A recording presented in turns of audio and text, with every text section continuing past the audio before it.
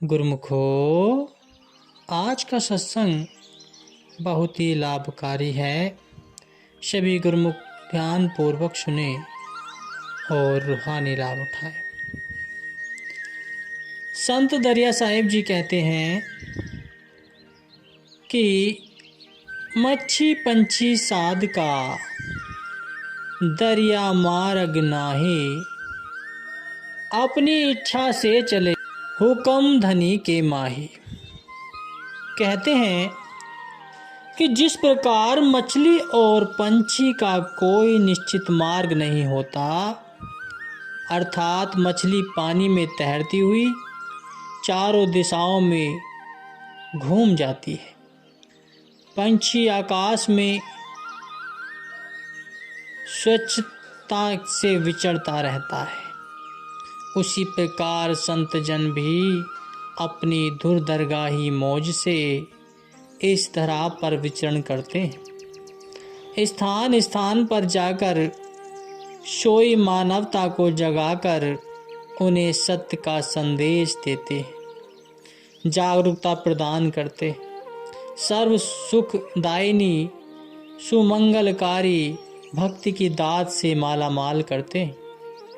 श्री सद्गुरुदेव जी महाराज भारत के प्रत्येक राज्य के नगरों में सत्संग प्रवचनों द्वारा ज्ञान प्रदान करने के लिए पधारते।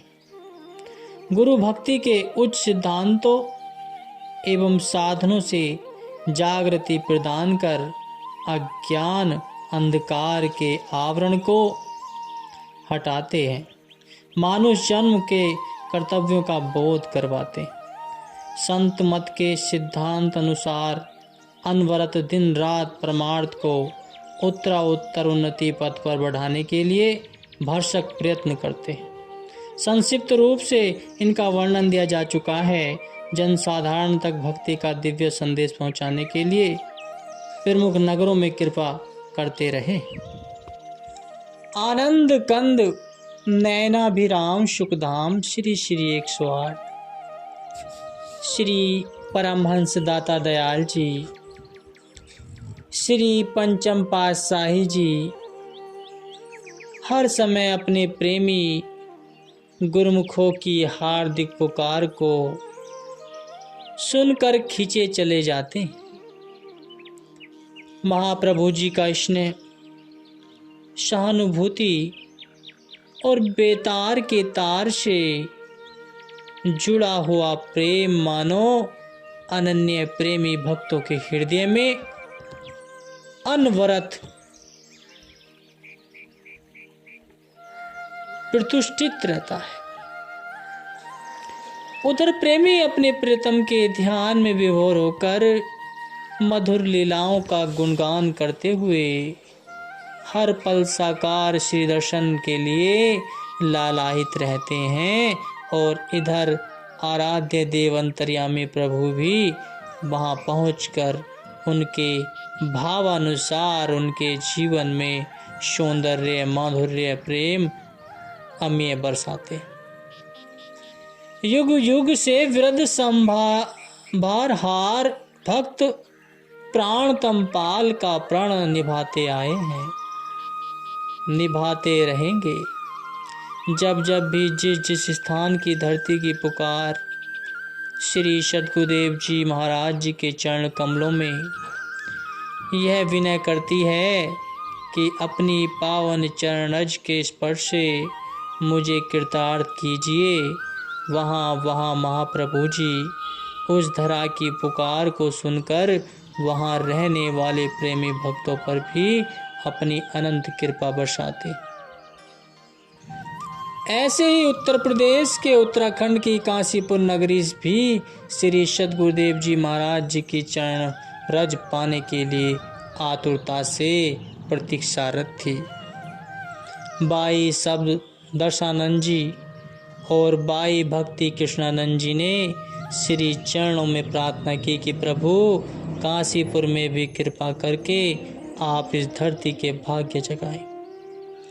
हमारे प्राणधन हृदय सम्राट श्री श्री 108 श्री परमहंस अवतार श्री तृतीय पातशाही जी महाराज ने हम गुरुमुखों पर असीम कृपा बरसाकर इस धरती को अपने पावन चरण कमलों से कृतार्थ किया। अब आप भी यहाँ पधार कर प्रेमी गुरुमुखों के उत्साह को बढ़ाएं और उनके हृदय में अपने प्रेम को उजागर कर उन्हें भक्ति से माला माल करें। श्री सद्गुरुदाता दयाल जी ने उनकी विनय को स्वीकार कर काशीपुर कृपा करने का कार्यक्रम बनाया। सर्वप्रथम सन 1971 वैशाखी पर्व के पश्चात आपने श्री आनंदपुर से श्री संत नगर कृपा फरमाई और श्री संत नगर में प्रेमियों को कुछ दिन दर्शन देने के पश्चात आपने वहां से कार द्वारा रोशनपुर शहर में कृपा की। वहां से फिर अभनपुर पधारे। अभनपुर से आपने मुरादाबाद होते हुए काशीपुर में कृपा की और काशीपुर में 22 शब्द दर्शनानंद जी व उनकी संगत ने महाप्रभु जी का बड़ी धूमधाम से स्वागत किया। सूर्यदेव भी अपना स्वर्णिक प्रखर तेज लिए हुए श्री प्रभु जी के तेजोमयी नूरानी स्वरूप के दर्शन का सौभाग्य पाकर फूल न समा रहे थे। श्री प्रभु जी ने यहाँ के प्रेमियों को अपनी दिव्य लीलाओं, पावन प्रवचनों और अनन्य प्रेम से खूब निहाल किया और उनके हृदय में प्रेमा भक्ति का स्रोत बहा दिया। महाप्रभु जी के निजी सेवक महात्मा शब्द प्रेमानंद जी भक्त वेश में उस समय श्री चरण कमलों में समर्पित हो चुके थे और श्री प्रभु जी ने उन्हें श्री आनंदपुर में पूछा कि प्रेमी, हम काशीपुर जा रहे हैं, वहाँ तुम्हारे परिवार वाले भी मिलेंगे, तुम उनके मोह में तो नहीं फंस जाओगे। तो महात्मा जी ने भोले भाव से विनय की, स्वामी जी, जिसे आपके श्री चरणों का दुर्लभ प्रेम मिल जाए वह दुनिया के मोह में नहीं फंस सकता। यह सुनकर महाप्रभु जी अत्यंत प्रसन्न हुए। वह सौभागी दिन भी आ गया जब महाप्रभु जी काशीपुर शहर में पधारे और महात्मा जी के घर को भी कृतार्थ किया। उनका पूरा परिवार एवं रिश्तेदार संबंधी सभी उपस्थित थे। आपने महात्मा जी को बुलाकर फरमाया कि तुम्हारे पीछे माता रामावती, पिता अमरनाथ रस्तोगी व परिवार के सभी सदस्य खड़े हैं। इनमें से तुम्हें सबसे अधिक प्रेम कौन करता है? तो महात्मा जी ने पीछे मुड़कर सबकी ओर देखा और श्री चरणों में सिर झुकाते हुए विनय की, प्रभु, सबसे अधिक प्रेम तो आप ही करते हैं। महाप्रभु जी मंद मंद मुस्कुराते हुए फरमाने लगे, ठीक है, अब तुम हमारे हो। पुनः सारे परिवार को आशीर्वाद प्रदान किया। बाई जी और सब संगत के अनन्य प्रेम को देखकर महाप्रभु जी अत्यंत प्रसन्न हुए। सबको अपना दिव्य दुर्लभ आशीर्वाद प्रदान कर आपने काशीपुर से 25 मई सन 1971 को श्री आनंदपुर में कृपा की। अब जब भी बाई जी व काशीपुर रहने वाले प्रेमीजन श्री आनंदपुर श्री दर्शनों के लिए आते तो श्री चरणों में काशीपुर दोबारा कृपा करने के लिए विनय करते। उनकी विनय को स्वीकार कर आपने फरवरी सन 1978 में काशीपुर जाने का प्रोग्राम बनाया। काशीपुर में भक्त दरियाई लाल जी, भक्त चुनीलाल जी, भक्त अमरनाथ रस्तोगी जी, भक्त शांति स्वरूप जी, भक्त आयाराम जी के परिवार प्रमुख थे। भक्त आयाराम जी भक्ति से ओतप्रोत निष्ठावान सेवक बन गए। यहाँ पर बाई शब्द दर्शनानंद जी एवं बाई भक्ति कृष्णानंद जी के आश्रम के सत्संग से जुड़कर एवं श्री आनंदपुर में श्री गुरु महाराज जी के दर्शन करते हुए उन्होंने मन ही मन श्री चरणों में भोगपुर के फार्म पर कृपा करने की विनय की।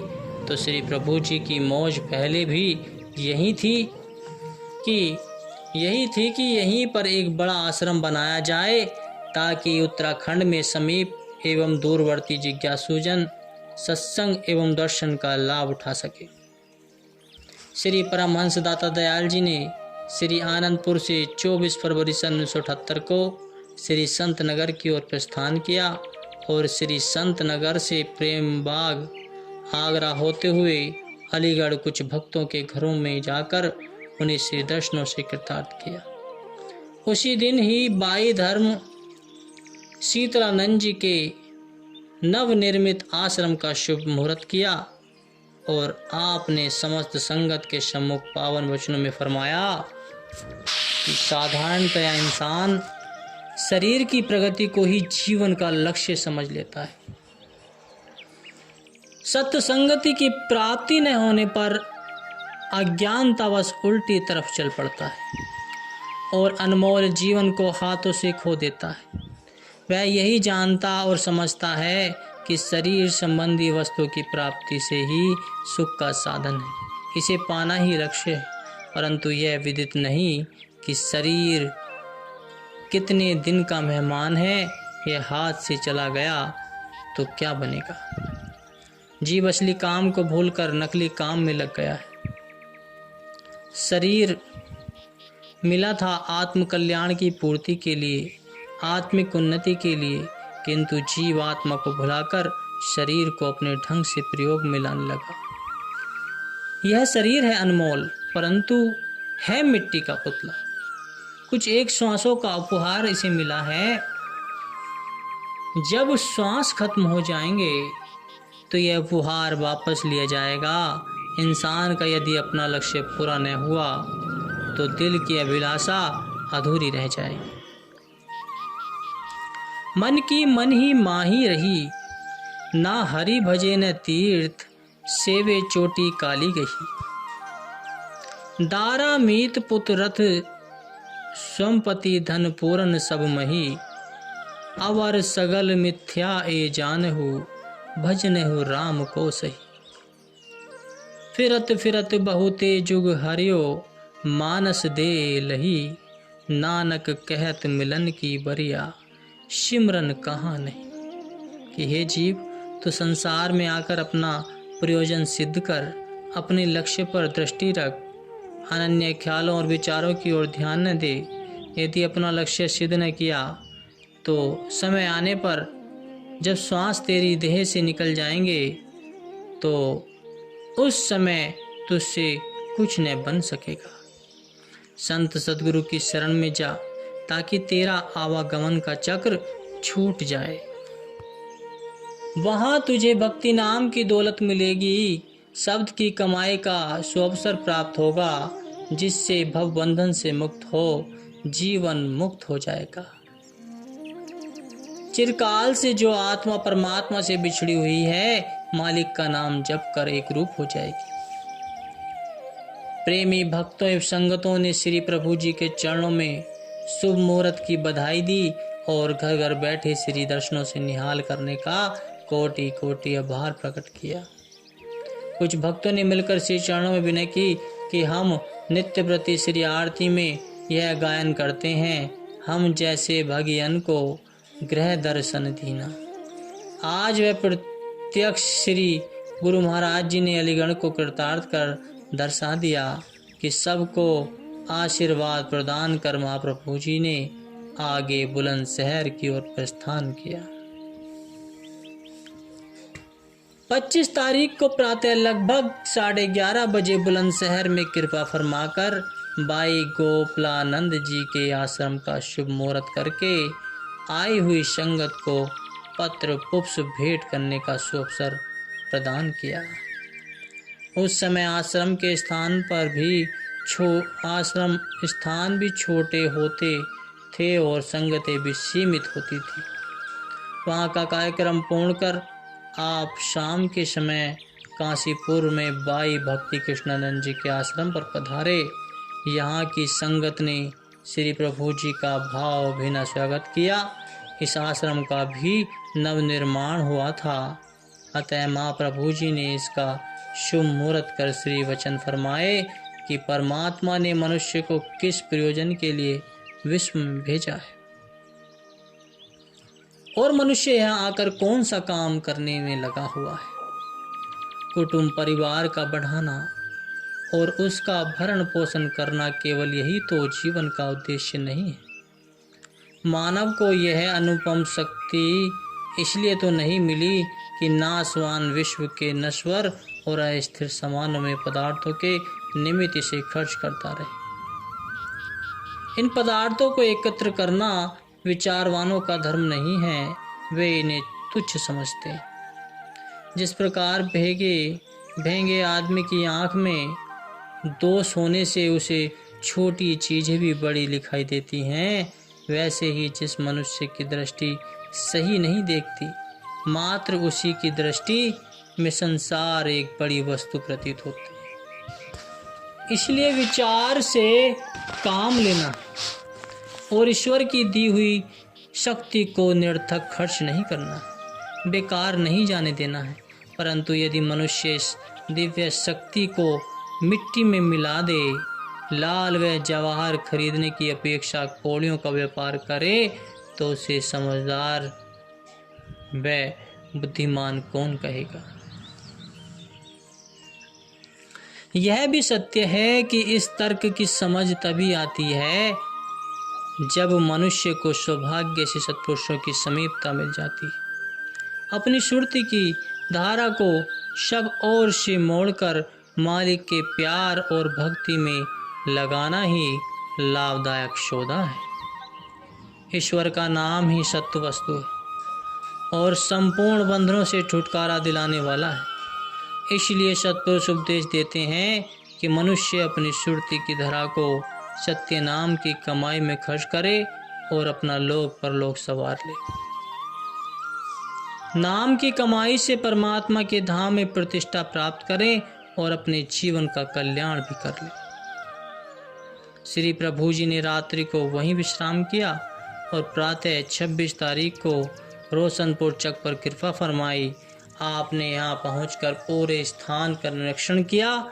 यहाँ 4 दीवारी का काम चल रहा था। इस हेतु जिस आवश्यक सामान की कमी थी उसकी पूर्ति के लिए काशीपुर से मंगवाने की श्री आज्ञा फरमाई।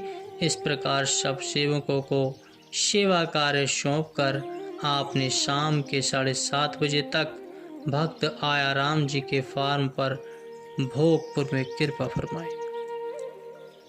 अपने परम आराध्य देव कृपा सागर प्रभु जी को अपने घर में विराजमान हुआ देखकर भक्त जी की खुशी का पारा न रहा और काशीपुर आश्रम में रहने वाले स्थायी निवासी भाईजन एवं सेविकाएं तथा कुछ प्रमुख भक्तों के परिवार यहाँ पहले से ही पहुंचे हुए थे। भक्त नंद किशोर जी भी पावन सिर दर्शन करने यहाँ आए और बाई जी ने विनय की कि भक्त जी ने चारों धाम की यात्रा पर जाना था। श्री दर्शनों के लिए इन्होंने अपना तीर्थ यात्रा का कार्यक्रम स्थगित किया और श्री प्रभु जी ने फरमाया कि भक्त जी सारे तीर्थ धाम तो यहाँ आ रहे हैं, इससे बड़ा तीर्थ और कहाँ होगा। समय पाकर इस स्थान पर भक्ति रूहानियत का आलीशान तीर्थ बनेगा। और श्री मुख से यह वचन श्रवण कर उनकी आत्मा गदगद हो उठी और उन्होंने नतमस्तक हो कोटि कोटि आभार प्रकट किया। उसके बाद महाप्रभु जी ने आकर सारे फार्म का भ्रमण किया और संगतों के लिए आवास एवं लंगर आदि की व्यवस्था करवाकर कुछ भक्तों को यह सारी जिम्मेदारी सौंपी। अगले दिन प्रातः 10:30 बजे के लगभग संगतों के लिए श्री दर्शन खुले। आपने अपनी अमृतमयी वाणी में फरमाया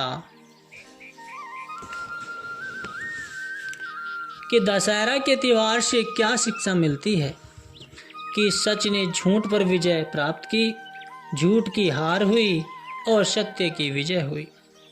श्री रामचंद्र जी सत्य का अवतार थे और रावण ने माया का झूठा सहारा लिया हुआ था, इसलिए उसका नाश हुआ और विजय भगवान राम जी की हुई। इससे पता चलता है कि सत्य सत्य है और झूठ झूठ है। सत्य क्या है और असत्य क्या है, महापुरुषों ने निर्णय करके बता दिया है कि सत्य ईश्वर का नाम है, बाकी सृष्टि की रचना सब झूठ है। इसलिए जिसने सत्य से प्यार किया, सत्य को अपनाया, उसी ने जीवन के लक्ष्य को समझा, उसी ने जीवन की सफलता हासिल करने की और उसी ने अमर तत्व को प्राप्त किया। जिसने झूठ को अपनाया अथवा झूठ का सहारा लिया, वह संसार में दुखी और अशांत रहा, उसका परलोक भी बिगड़ गया। और संत चरणदास जी ने संसार की ऐसी हालत देखकर वचन फरमाए हैं कि मिटते सु मत प्रीति करी, रहते सु करी नेह, झूठे को तजी दीजिए, सांचे में करीगे। कि जो चीज नाश हो जाने वाली है, मिट जाने वाली है, उससे प्रीत मत कर, उसको अपनाने की कोशिश मत कर। जो कायम दायम व नित्य है, उससे दिल लगा, उससे प्यार कर। झूठी और मिथ्या वस्तु का त्याग करके यदि सत्य वस्तु से नहीं लगाएगा, तो महापुरुषों ने फैसला करके बता दिया है कि उससे इंसान असली मकसद को प्राप्त कर लेता है, उसका कल्याण हो जाता है। सत्य और दायमी वस्तु मालिक का नाम है, इसलिए मालिक के नाम को, मालिक की भक्ति को अपनाकर जीवन को सफल बनाना है। महापुरुषों ने इसी कायम दायम वस्तु की प्राप्ति के लिए श्री दरबार जी के नियम बनाए हैं।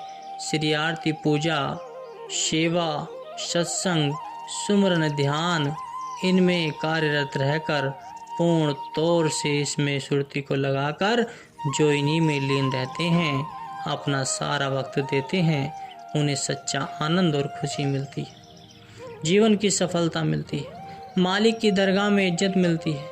महापुरुषों की भी यही मौज होती है कि जो जीवन की संगत में आते हैं, वे अपने जीवन को सफल बना ले और अपने जीवन के मकसद को हासिल करके शाश्वत खुशी और आनंद प्राप्त कर ले।